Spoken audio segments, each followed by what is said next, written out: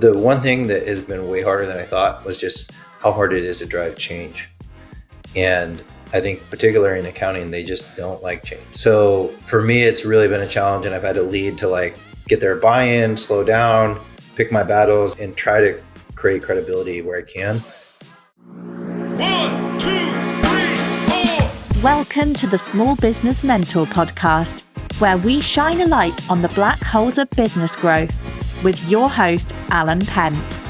In each episode, we explore the leaps and bounds entrepreneurs make as they push their businesses beyond the 1 million mark into the realm of professional sustainable growth. Stay with us as we navigate the journey from brute force to finesse. Today we have Patrick Dichter with us. He is a seasoned entrepreneur, I think he's seasoned, and owner of Appletree Business Services, which specializes in accounting and bookkeeping services. He's actually been an acquisition entrepreneur, so bought 3 companies now, and he's focused on financial management, accounting, and small business growth. And beyond his professional accolades, Patrick is a passion for fly fishing. And just made the move from Colorado out to New Hampshire on the seacoast. So, Patrick, welcome to the podcast. Great to have you. Thanks for having me. It's great to see you. Yeah. Awesome. So give us a quick background from, what you were doing before, because you were in small business consulting, it sounded like, and then tell us just how you bought the first company. Yeah, sure. So I am not an accountant by trade, so I'll just get that out of the way. But after undergrad and MBA, I worked for 7 years at a digital marketing startup, and I led sales teams all over the country.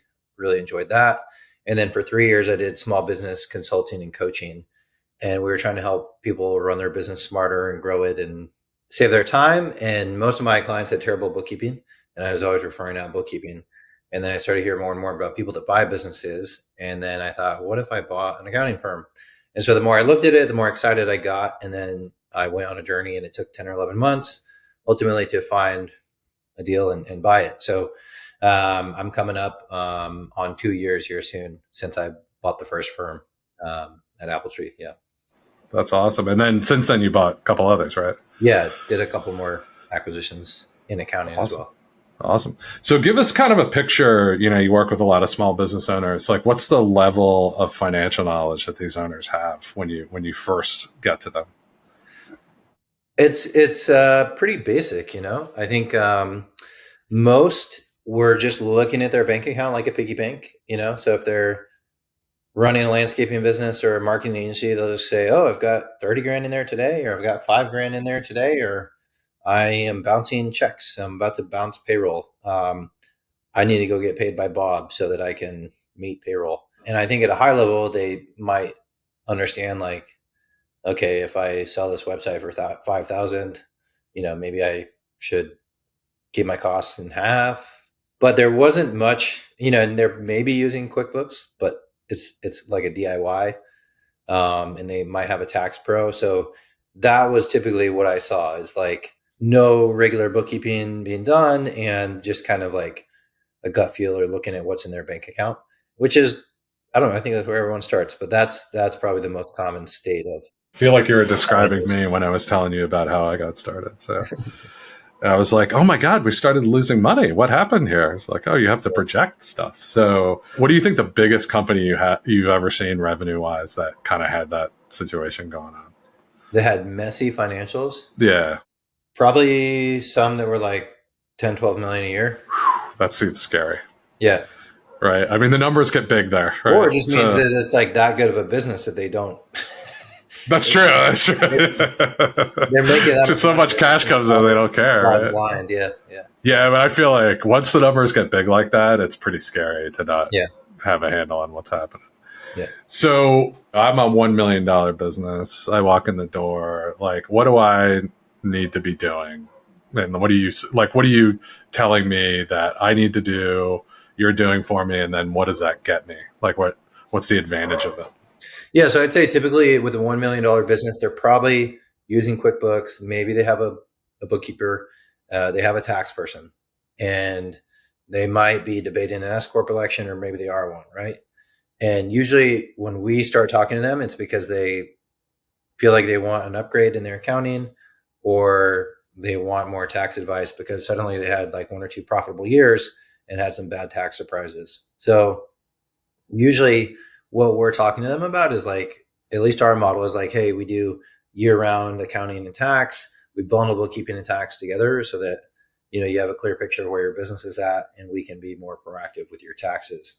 So that's our model. And then if I really wanted to like wrap my arms around that client, like I'd want that person to start to understand like their cash flow conversion cycle or their unit economics, or just start to develop the muscle memory of like understanding their financials and trying to look forward a little bit. So when you see someone going past $1 million, where do you start seeing like, hey, you really got to do the forecasting and the other pieces of it and look at unit cost analysis and stuff like that? Does that come in more like 5? You don't have to do it until you're like 4 or 5 million in revenue in a service business. I think it's a nice to have, but you do need like some sound bookkeeping. So yeah, like I saw it in my business. I probably had a gut feel for how much we needed to charge and what we could charge, and that would be profitable when I was like $1 million, couple $1,000,000, right? I didn't do a very good job like categorizing my expenses, so I would have tax surprises like you mentioned. But when you start getting up to 4 or 5, I feel like it's time to start looking at like, hey, are all my projects profitable? Are all my clients, what type of clients are profitable and which ones aren't? And right, what should I sell more of and less of? And is that sort of how you see it when people get a little bigger? The big unlock is like what you think it is versus what it actually is. When you get to that size, usually you can turn a couple knobs and they make a big difference. So you'll say like, wow, like these ones are way more profitable than those other ones. What's the difference? Well, maybe on those ones we did a paid discovery call, so we really understood our scope better. And then you learn the impact of that, right? Or gosh, these ones not being as profitable, and it's because the people on those projects take way too much time, So those are the types of things where when you look at like how profitable do you think you are versus actually, that's a huge insight. Another one is benchmarking, right? Like if you have a good P&L, you can compare to other people in your industry and say like, okay, for other people who are in government contracting, like how does my margin compare to theirs, or how much I'm spending on marketing compared to theirs, and really help you, improve. And do you guys actually do that with clients? Like sit down and talk them through this and help them do the projections and do the benchmarking? Most of them, no. Our lane is like really like the blocking and tackling of bookkeeping and tax. We have a subset of clients who are content creators and course creators where we do benchmarking with them, but we do a little bit of consulting work, but this is maybe with like 10% of our clients. The majority of them, they either aren't interested or they aren't quite there yet. If I was a small business owner, I'd want that, and I saw the power in my previous role, but no, for 90% of our clients, we're doing good bookkeeping, and we're doing. It's interesting because I feel like, yeah, like I always trying to get our accountants to give us like a picture of like, help me understand are these numbers good? Are they bad? Help me figure out what levers I have. Yeah, it's completely different muscles. Like most accountants are great at looking backwards and like finding, why the puzzle is broken, find that one missing piece and like get you good historical financials. But then if you were to look forward, it's really hard for them to do something that's like abstract, or like to put on an optimist hat and say, what if we grew by 50%? What would happen? So usually you find people maybe a finance background, or there's some accountants who broke out and then got into, internal roles, or somebody with a non-accounting background that wears that forward hat. But it's hard to get somebody that does both well. It's interesting. So it's like a cultural thing with the person, the person you hire to double check taxes 15 times or whatever it is isn't going to be the person who's going to be like, hey, you have this opportunity if you shift these things around to make a lot more money, right? Correct. I kind of felt like when we started moving past that 5 up to like 10, that's when we really needed a lot of that more basic financial analysis, I guess you would call it, rather than and it was sort of like the tax paying moved into the background and that kind of thing. So Is that sort of the sense you get as well? Like, it becomes even more important because a $5 to $10 million business has more overhead and it's just slower moving than a small business, right? So if you hired 3 consultants and then suddenly you're overextended, you'd need to fix that. But when it's like you and one other person, you're still nimble enough, like you can figure it out, make payroll. But yeah, when it's 5 to 10 million, you have to look further ahead, and there's more at stake. do you see clients like taking it in house at a certain point, or is it Taking like what? taking like the accounting and the bookkeeping in house at a certain Oh point? yeah. Yeah. Yeah, we've had that where they decide they want somebody full time on their staff, and I think that's a natural progression. My sense is good bookkeeping is like the beginning of everything in business. If you can't, accounting is a language of business. And so if the language is garbled, like it's impossible Absolutely. to speak it. Right. Another tweet you had I thought was really interesting is you kind of started talking about maybe owners who are at that retirement age. And I kind of felt like this applied across the board, but like they have a bunch of advisors. Yeah. And all the advisors have like different motivations. Yeah. I've started writing some stuff recently about one of the upgrades you've got to do as an owner. Like we talk a lot about, hey, you've got to upgrade your leadership team and your staff as you grow, right? Because what got you there here won't get you there. And then I've been thinking a lot about that's true for service providers as well. Yes. Like the service provider that got me to 1 to 5 might not be the one at 20, right? And the kind of services change. So I thought this was kind of an interesting tweak on that. If an owner is probably a couple of years away from wanting to sell, they're still probably in the mindset of like, I hate taxes. I don't want to pay taxes. And their tax pro is probably like, let's minimize your taxes, right? And if they're talking to a business broker, the business broker is probably going to say, whoa. Show as much as you can for taxable income, because every dollar of profit that you show is going to get us 3, 4, 5x, whatever that is, when you sell. And then, their financial advisor is probably like, give me as much as you can towards investing in retirement now, because we need to build up your nest egg. And then if they have one more person, maybe they have a business coach or consultant who's saying like, let's hire more, let's invest in your system so that this thing runs without you. And they might try to extend the window. And then I jokingly said, and their spouse is like, hey, sell it. Let's, come play pickleball with me every day of the week. So there's just kind of a tug of war of like reducing taxes versus maximizing taxes for the sale versus like how much to invest versus like where your time is spent and what the time horizon is. And I assume you've seen some clients struggling in between these different priorities, competing priorities. Absolutely. Yeah.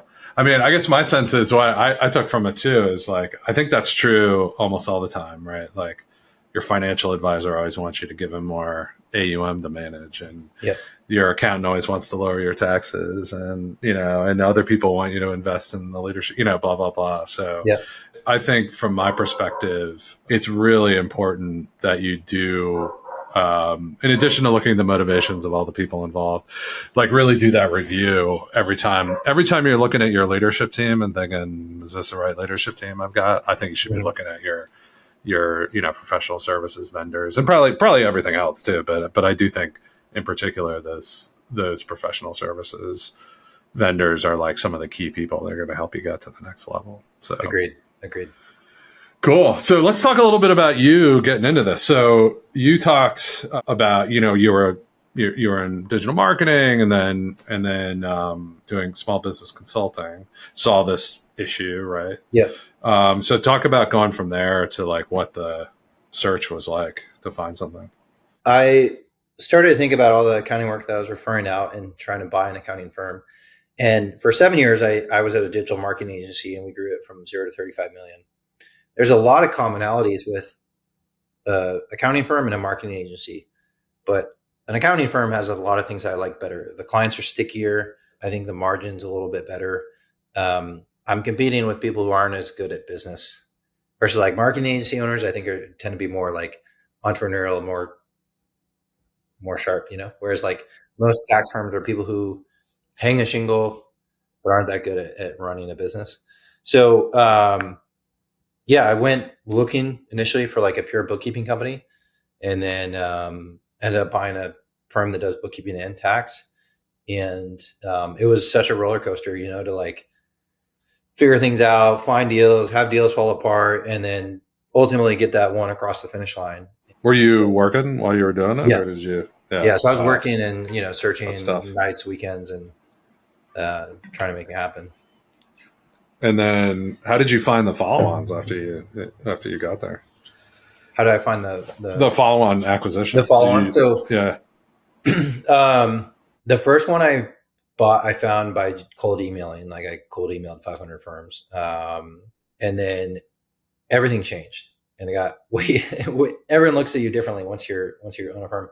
So the second one, knew the first guy I bought from was in the same association. He approached me, and so I was like, great. And then the other one, they had listed their firm online themselves, and they were about to go to a broker, and I found it, and like I kept bugging them, and then finally met with them and bought that one. So definitely easier once you already had a firm. Yes, totally. I wonder why that is. Do they just feel like, oh, this person's more serious, and they're not just kicking tires? Or yeah, I think they take you more seriously. Banks look at you as just easier to work with. I move a lot faster on anything that I think is good because I just have that industry knowledge, And do you see acquisition as a key? Is that like the key growth lever, or is it just a part of the strategy, or how do you? It's a part of it. It definitely helped me get some critical mass the first couple of years, but tuck-ins are so much work. Like integration is just so painful that more painful than taking over an existing firm. Oh yeah. Because you're just walking into the culture and you're kind of adapting to it, Yep. right? Versus Yep. melding two together. Yeah, I mean, you have to meld the payroll software and the bookkeeping software and the tax software and the way you build clients. I mean, the list goes on and on. So we'll see if I do more. Like this year, I passed on a couple, and maybe next year I might do some more. But we're growing pretty well organically. So time will tell if I end up doing any more acquisitions. And did you bank finance everything? Yeah, two of the deals I used SBA financing. One of them was like all seller financing, and then put some of my own cash in to each one as well. So is that pretty like how fast did you go back out and buy something? Because you bought the first one with SBA, right? Yeah, I don't recommend this, but I bought the second one like 7 months later. Wow. And then the third one was like 2 or 3 months after that. And you were feeling pretty good, I guess, at the time you did the second. Yeah, third? The second one was small, so it was easy and very similar. And then the third one was probably a bigger roll of the dice to try to do another one that quickly. And they all did most of the things you underwrite turn out the way absolutely not. The first one, I have some, but I'm funding. We did it close on an acquisition last week for some guys, and so they're at week one. So I'm coming up with some good content to help them. You know what you're doing, and then like the next day it's wrong. So the first one went better than expected. Really good client retention, raised prices a bit. Second one's gone well. Now that we're into it, some of those clients are not all the clients that we want.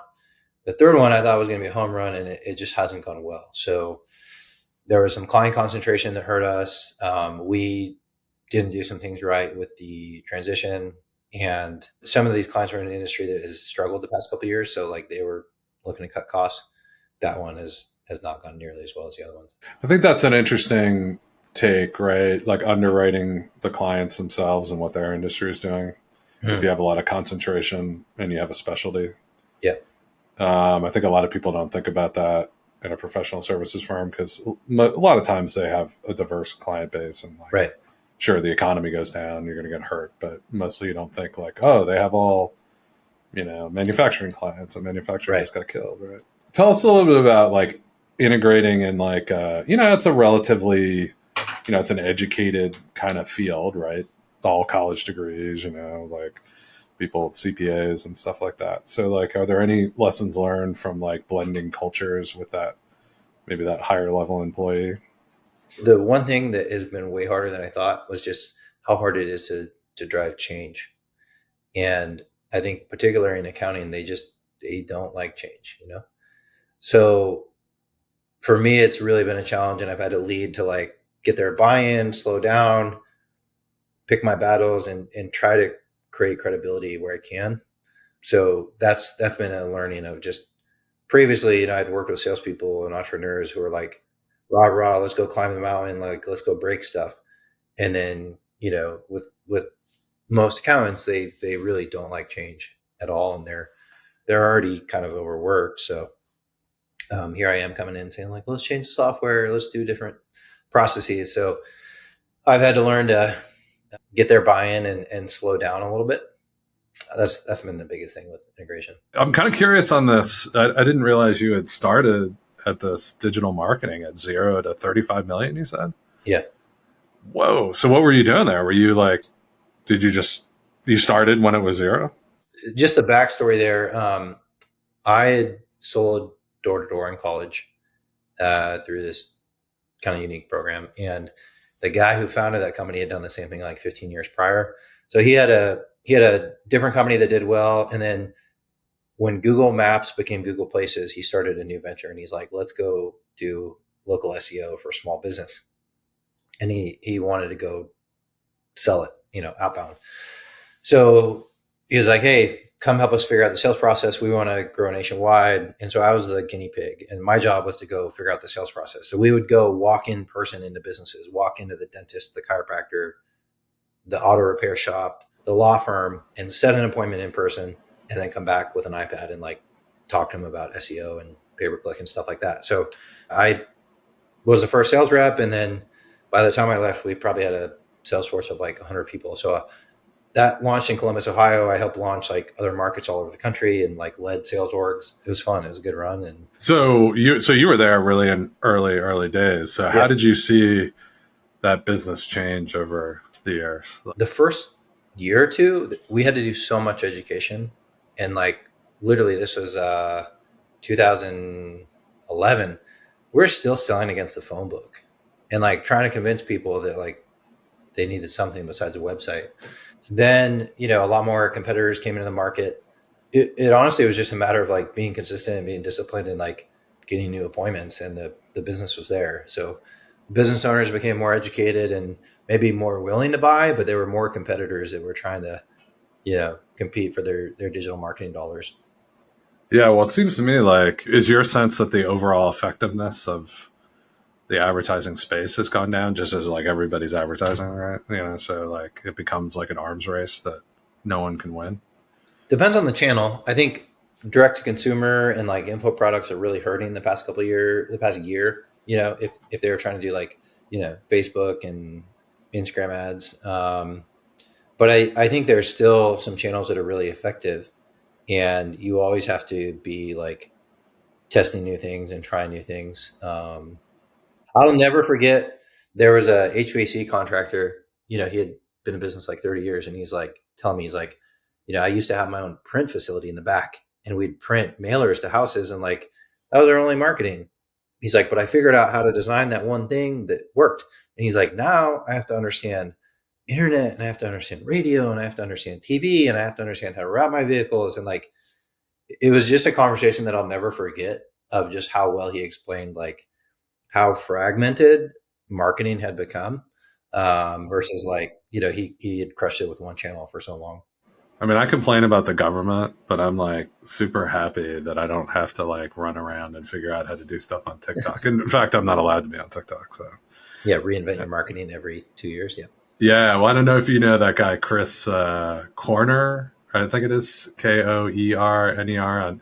He's like MHP guy on Twitter, on X. Uh-huh. Yeah. And he did this thing about how he would do a home services business today. I guess he owns a few out in, I think he's out in Salt Lake. And it was like crazy, the level of information, marketing. Like he's like, I would scrape every competitor. I'd call them all, see who answered their phone, see who didn't.